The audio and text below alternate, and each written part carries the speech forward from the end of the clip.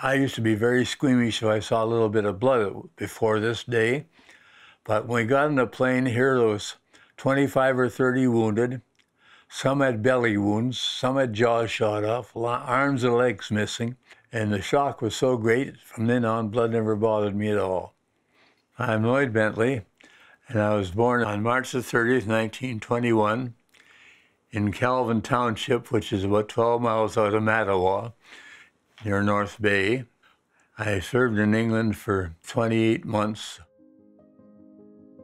When I first joined up, they sent me from Sault Ste. Marie down to North Bay. That's where I was officially enlisted on October the 1st, 1941. And then on the start of September 42, I came to Brantford, and we're supposed to get 160 hours in 16 weeks, but we only got 120 hours in 19 weeks. The weather was so bad.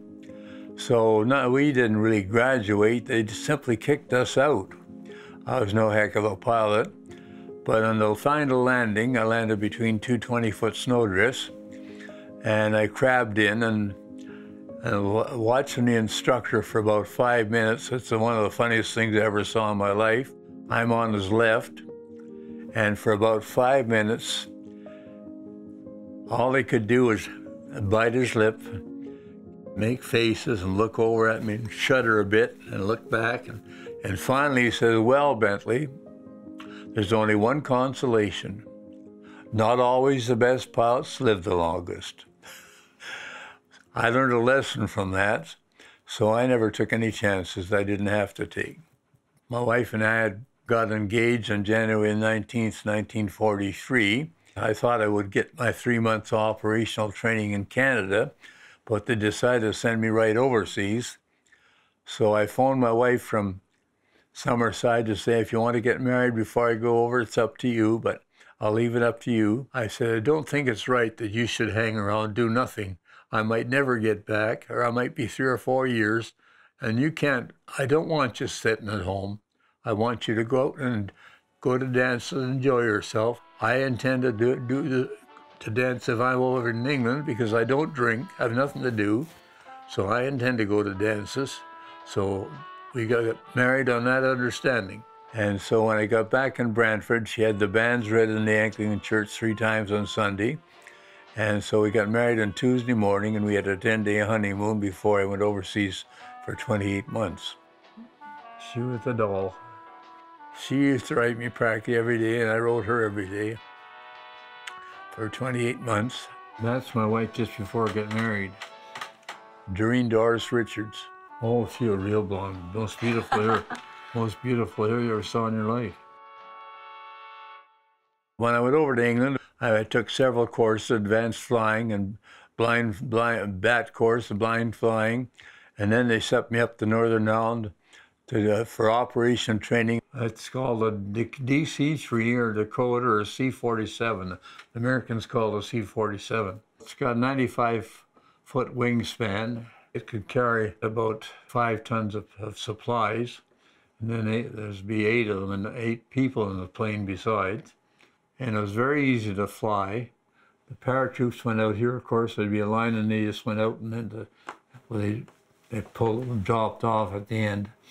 But that's nothing, there's nothing special on there. I mean, paratroopers are pretty special. They sent us out to Egypt. On the way out, we were attacked by several squadrons of Ju-88s. The third night out, they managed to sink about 3 of our ships, and they shot down 8 or 10 of the German planes. That was me in Egypt, December 43. That's the Sphinx, and that's the Pyramid of Cheops. Stalin met Roosevelt and Churchill at a conference just about the time we were in Egypt, and Stalin told them straight they had to start a second front or they couldn't hold the Germans. So they shipped us back to get on Transport Command. On the way back, all we had to eat was corned beef. I've always enjoyed corned beef, but the English had been living on corned beef for about 3 or 4 years, and the English bunch, they didn't want to eat it at all. They just decided it almost made them sick. I was almost murdered on that ship. I used to make them sick if they saw me eating. It was kind of amusing in a way, but I was hungry. In this third section of the newsreel record of our invasion, these further graphic pictures show the consolidation of the beachhead positions and the thrust inland. The weather was none too good, but the little ships plugged on manfully to the beaches, bringing enormous support in manpower and weapons, and bringing also D-Day was supposed to happen on June the 5th, but because of the bad weather and the channel was very rough, they decided to put it off till June the 6th. At midnight, June the 5th, we had a job of dropping paratroops about 5 or 6 miles inland from Juno Beach. 400,000 people took part in D-Day, and about 156,000 landed that day. And there was about 250,000 in the Navy and Air Force and air crew. They went from England in 3 different groups, 3 different lines. The westernmost line were the Americans, and the ships were down below. Then they had probably fighter planes, and then transport and medium bombers, etc. There's several heights of them.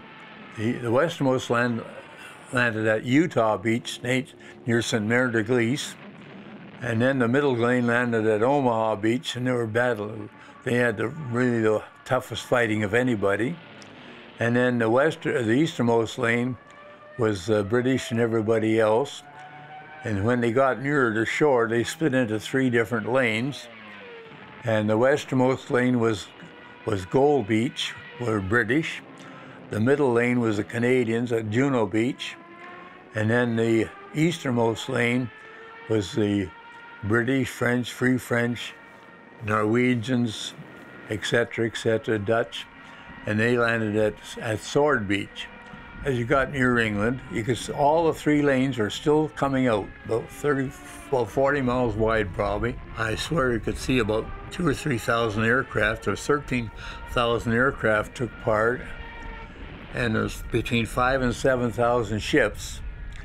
And I swear if I had long legs and stepped out on those ships, I could have walked back to England. They were so thick. It was the most amazing sight I've ever seen in my life.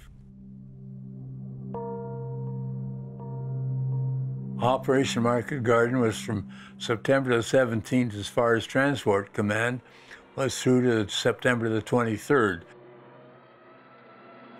On Thursday, we were late getting over there. On the way back near Eindhoven, we just nicely got in one of several little wee clouds that were up there and going south. We looked up just after we got into this little cloud, and we could see fighter planes flying about 500 or 600 feet going north. And within a minute, we could see flashes hitting the ground. And we get back to England and find out that only 6 out of 13 of our planes got back from our squadron. And they shot up half of Transport Command that day. They're so badly shot up that transport planes didn't fly on Friday.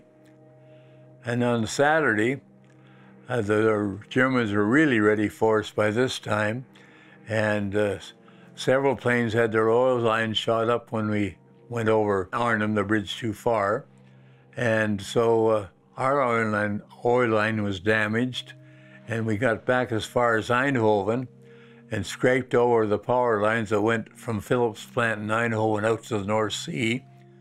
And this was the first day that we had captured that airport. The Germans were in the southwest corner of the airport in a bush, and there was a temporary landing strip on the southeast corner of the airport, which would be possibly a mile and a half, 2 miles away. And we managed to land there, but we didn't stop in time and end up in a potato patch. And so we're very lucky because Jimmy Springsteel, a friend of mine from Sault Ste. Marie, they had to land where the Germans were, and the crew were all killed getting out of the airplane. So we were very fortunate. I go see Jimmy Springsteel's grave in Arnhem. He's buried in Arnhem Cemetery at Osterbeek. In March, April, May 45, they sent 16 of us pilots to take long-range transport courses in Northern England at a place called Crosby on Eden. I didn't take part in the crossing of the Rhine, and out of 16 pilots, I was only 7 of us passed, and I had my head damaged in July the 15th, 1944, so in spite of my dizzy spells and headaches, I managed to get the equivalent of a commercial pilot's license. But I never flew 1 hour after the war. When the war was over, that was it. And we were too late to fly troops to fight the Japanese by the time we finished the course on June the 13th, 1945. And so they sent us back to the same squadrons. And I guess partly because I was the only one in the squadron who had this course, I used to fly Polish generals over to Supreme Headquarters in Frankfurt, Germany, in my condition. I didn't fly 1 hour after the war in spite of having the commercial equivalent of a commercial pilot's license. And I went back to Royal Bank for 3 years. We used to work 70, 80 hours a week, and it was a lot of stress, so I couldn't stand it with my headaches and dizzy spells. So I quit the bank. I've had a good life though, just the same, but things didn't work out the way I expected when I went in the Air Force.